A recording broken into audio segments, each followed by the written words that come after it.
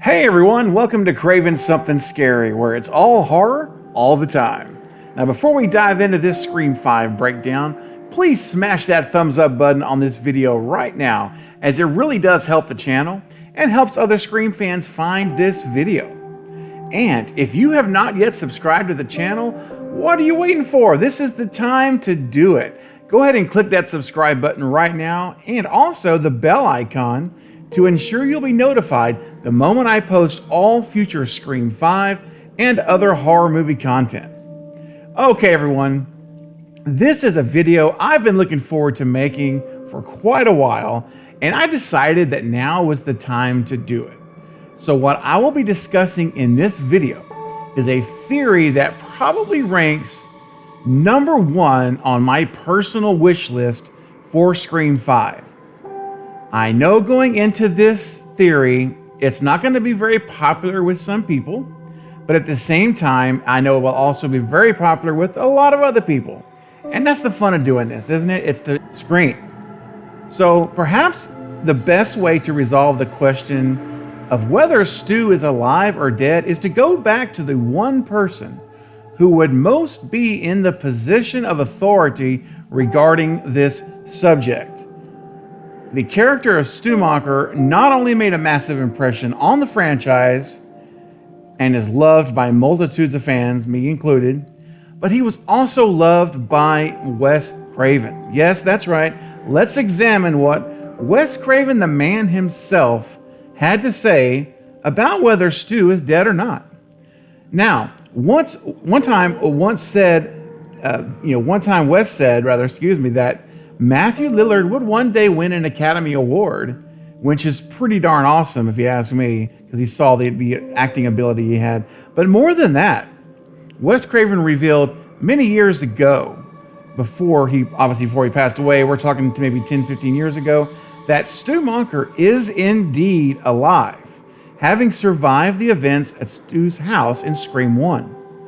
And moreover, both he and Kevin Williamson had an entire script and screenplay written and was going to be filmed as the original version of Scream 3.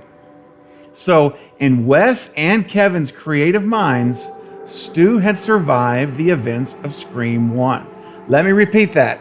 In Wes Craven and Kevin Williamson's minds, Stu had survived the events of Scream 1, and he was going to originally be the mastermind behind the Ghostface killings in Scream 3. That was the plan.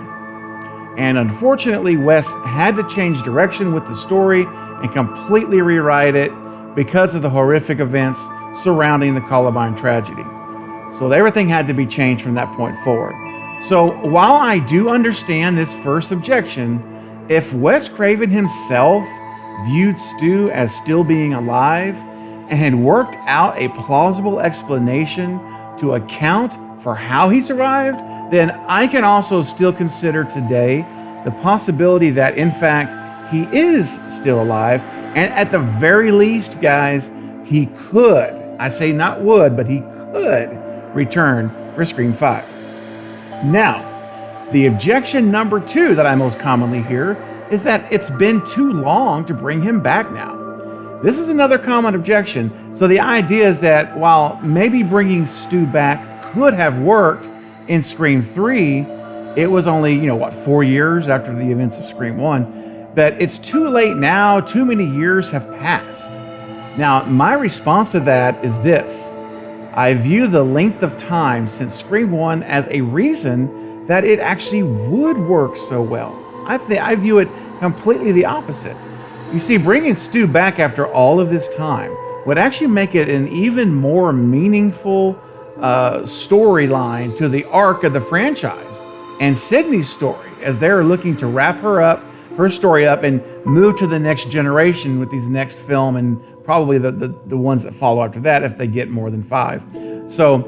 But having Stu return as the mastermind behind the killings, it would explain, first of all, why the finale will be at Stu's house once again. I mean, it's a full circle moment where they would be closing out Sydney's story at the same place Stu's life apparently ended. I mean, how cool would it be to have Stu reveal that he is alive at the same place, his old house, that everyone presumed he was dead. It's like, I'm back in the place you thought I died at. I mean, the ironic and poetic tones of that is just fantastic. And the original plot line of Scream 3 would have seen Stu orchestrating the murders from behind bars in prison. Now, having the big reveal occur, though, instead of that, in Stu's house, it would be 1,000 times better than that in my book. And we already know Stu's house is the location for the finale of Scream 5. We've all seen the still shots, we've seen the trailer shots, so we know everything's coming to a point and to a head at Stu's house once again. So I firmly believe that the length of time that has passed works in favor of the franchise, not against it, and the wow factor it would bring to see him return after all these years would be amazing. It would be just epic. All right.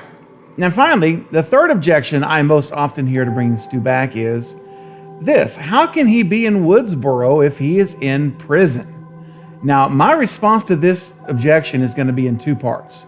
And stick with me here on this, okay? So the first thing I say is this, that Wes and Kevin gave us a lot of clues as to the psyche of who Stu was as a character in Scream 1. Now, we know that Billy was the dominant personality in that relationship, and he was the one controlling the events that took place after he himself was molded and manipulated by Roman. So, with Billy being the dominant personality, that leaves us here with Stu, who's very much in that submissive role. However, he was also clearly a psychopath, and from a criminal profiling perspective, he would be overall considered a hedonistic serial killer, but even more specific, it would be a thrill killer. And to better explain really kind of what this means, I'm going to actually put up this chart that we're going to follow through, because it really does highlight what a thrill kill psychosis entails and leaves it less up for discussion or question. So first of all, we see here that a thrill killer is the act of murdering someone. It excites them. It gets them excited by doing it. They get a thrill out of the actual kill itself. Next, we see that a thrill killer enjoys the hunt and really gets off on his victim's terror. So this type of serial killer gets a real pleasure out of seeing their victim suffer. For example, they might let their victim run so that they can chase after them. Hello, Ghostface. They might also verbally taunt them or go through extra steps in order to scare them. Hello, calling them on the telephone, taunting them. I mean, this is exactly what is defined as a thrill killer. So Wes and Kevin completely accurately built the character of Billy and Stu. They both fit that. I mean, we see that all the way in it.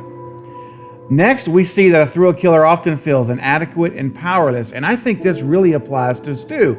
Look at him in that submissive role. He's more of an inadequate. Even what he says, remember, they say, when Sydney asks, what's your motive? And he says, peer pressure. Remember, I'm far too sensitive. So this is a guy who has some inadequacies.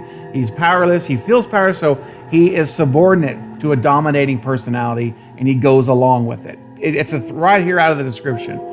And then, of course, lastly, they lose interest with the victim after their death, and that's what we see. You know, they kill these people, and they're done. You know, they kill them, hang them up. You know, in the case of Principal Henry and for Casey, and the others, they just stab and leave. It's done, and it's over with, right? So, I read all that to say that it gives us a better understanding of Stu's psychosis. So then the question becomes this: would he go to prison? Or would he be admitted into a psychiatric facility for criminal offenders?